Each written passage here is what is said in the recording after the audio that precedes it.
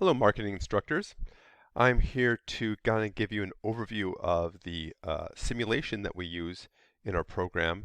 And the goal of this video is to make you familiar in terms of how this class is run with the simulation and any sort of um, draw in from your class to be brought into this class is going to be very, very important.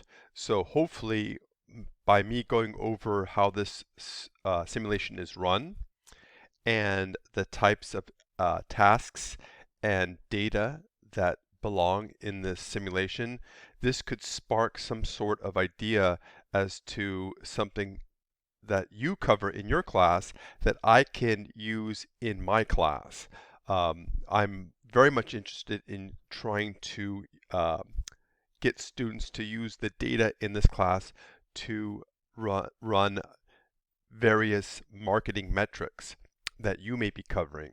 So when I go over the data and you see something that is going to be useful that I can cover in my class that will go well with what you've covered, that's great. So let's get started.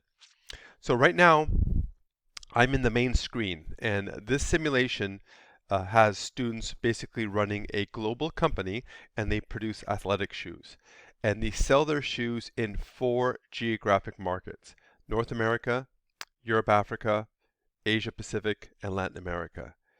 And they could sell their shoes, they could sell different shoes in different markets, and they're in charge of producing the shoes, distributing the shoes, marketing the shoes, and it's very, very comprehensive. So they're not only involved in selling the shoes in terms of the retail side, they're also involved in producing the shoes. So what you see here is a good example. Hold on one second. So what you see here um, is a good example. This is the wholesale marketing screen. And by the way, when you look at all of these little links right here, think of each one of these links as a department in their business. So you've got compensation and training department, the production department, um, production facilities department, distribution and warehousing, the internet, wholesale marketing, private label, which I'll go over what that is, celebrity endorsements, you could hire celebrities, corporate citizenship, this is things like donations, green recycling, things that will promote your company in a positive light socially, and then finally finance. So the main screen here is wholesale marketing, and you can see that these are the attributes of the shoe that they're selling in the 4 geographic regions. So you can see that there are basically 1, 2, 3, 4, 5, 6, 7, 8, 9, 10 variables that will determine the level of demand they have in a particular market. So you could see, for example, this company, let me get rid of this, I'm sorry. This company right here, they're pricing their shoe at $115 per shoe. They're spending $30 million a year in advertising. They have a $6 manufacturing rebate. They promise to deliver their shoe to the stores that sell a shoe. They're selling these shoes wholesale in this market, by the way. They're promising to deliver those shoes in 1 week. And they're spending $4,000 per retail outlet on retailer support. Now, retailer support are things like, does your store have a display? Do you have a 1-800 number to handle customer concerns? That's an example of retailer support. This is how many stores are carrying their shoes, retail outlets. This is the celebrity appeal based upon the stars that they hired. And this is their company image. It's a score that they get that's based upon market share, the quality of their shoe, and corporate citizenship. So these these variables will determine the demand, But these variables have to be put into context, and the context is the estimated average for that region. For example, this company is selling their shoe at $115, but this company is estimating an average price in that market. There are about 6 teams, so this is a 6-team average of $116. So they're basically slightly below average price in this market. Now you could see in Europe, they're pricing it a little bit lower, $94, and they're estimating an average price in this market of 87. So you can see that this $94 is really a high price shoe compared to this $115, which is really an average price shoe relative to the market average in that region. So you can see this is all going to generate a level of demand in each market. And once they develop a demand, they've got to go to the production side and they produce the shoes. Now they could have a factory in any geographic region that they want. So just because you're selling shoes in North America doesn't mean you have to have a North American factory there, right? This is, I want to go to production facilities, right? So North American factory. So you could produce a shoe in Europe and ship it to North America if you want. So they're free to open up a factory in any region that they want.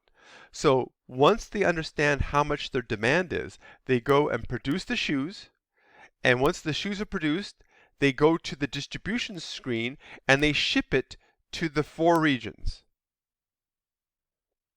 Now,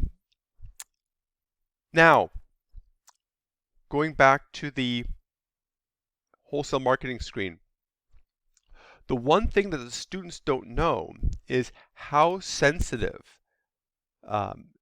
each market is to these determinants of demand right here, these marketing variables. For example, they don't know how a 10% change in price, how North Americans will respond to that compared to Europeans. The reason why is each region has a different sensitivity to changes in these marketing variables.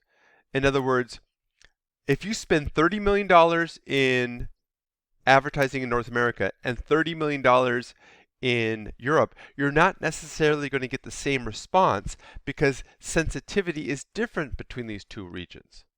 And you could see here, I'll go to the screen, the administrator screen, and I could show you how I set these sensitivities.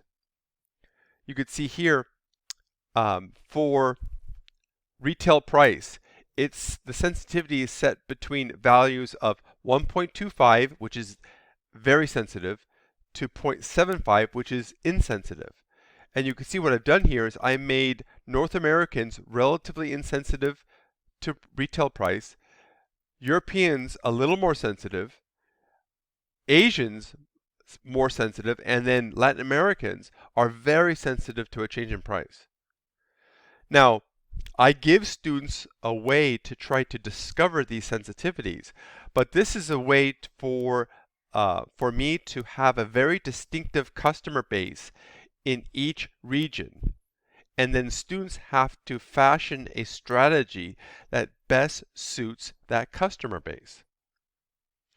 Now, what we do is students and teams make these decisions, they produce the shoes, they ship the shoes, and then I run the simulation, and we see the results. And that's where all the data comes in, all of the reports. We've got reports called the Footwear Industry Report that shows broad performance for the industry. So, for example, you could see how it shows earnings per share. They're graded on scored on 5 parameters: earnings per share, return on equity, stock price, credit rating, and image rating. And that determines if you're coming in first place, second place, or third place, or so on. But what you could see is all of the data that comes out for these reports.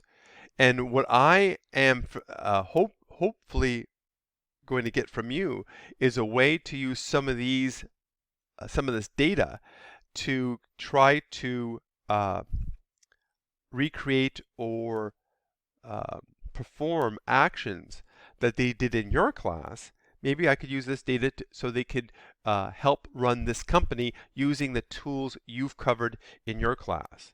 Now, in particular, I'm interested in each uh, company has their own detailed company operating reports. For example, let's look at the marketing and administrative report. You could see how there are 4 items involved in marketing. There's search engine advertising, website maintenance, brand advertising, and celebrity endorsements. That's for advertising just on the internet. Now, for the wholesale, there's a few more variables for marketing. There's brand advertising, rebate redemption, delivery time, retailer support, and celebrity endorsements. And you could see how you get detailed information in terms of how much money they're spending on each item in total, and they break it down on a per shoe basis here. So this team right here basically was spending $30 per shoe on marketing alone. And you could see here that maybe this is some data that could be used to do different types of metrics than what you see here. And this is based upon maybe what you cover in your class.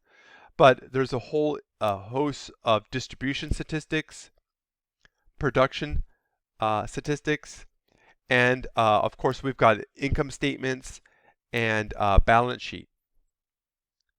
And this generates data every single year.